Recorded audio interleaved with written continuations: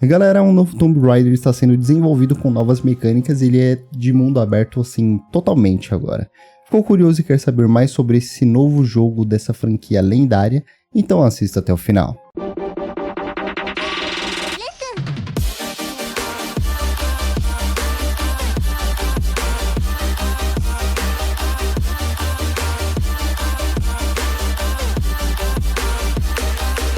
Olá, seja bem-vindo ao canal Faus, o seu ponto de referência para tudo no mundo dos games e suas tecnologias.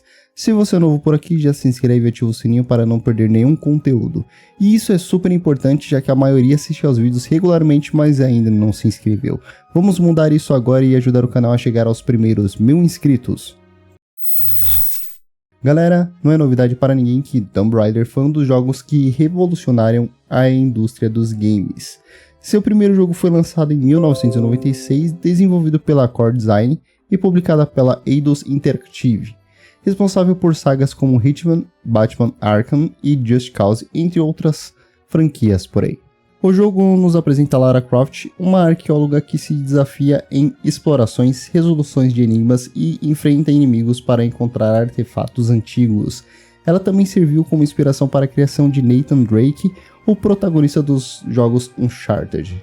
Como o jogo se estabeleceu como um dos grandes destaques da era PS1, várias sequências vieram logo em seguida, fazendo com que vários reboots do título fossem feitos. O jogo passou por evoluções gráficas e mecânicas que fizeram a franquia conquistar novos jogadores. Isso se expandiu para outras mídias como filmes, HQs e, atualmente, uma série animada sendo produzida pela Netflix.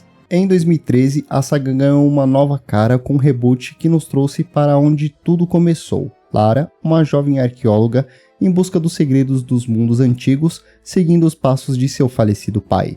Começando com Tomb Raider, seguindo com Rise of the Tomb Raider e finalizando com Shadow of the Tomb Raider. Essa trilogia foi um grande sucesso e conseguiu trazer a franquia de volta aos holofotes.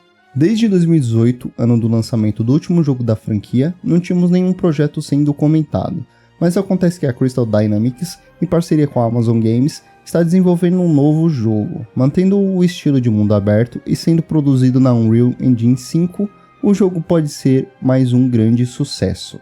Não temos muitas informações sobre o jogo, mas o insider conhecido por vazar informações de filmes de Hollywood informou que o jogo vai se passar na Índia e a Lara vai usar itens como paraquedas, entre outros equipamentos, para explorar o mapa mais livremente.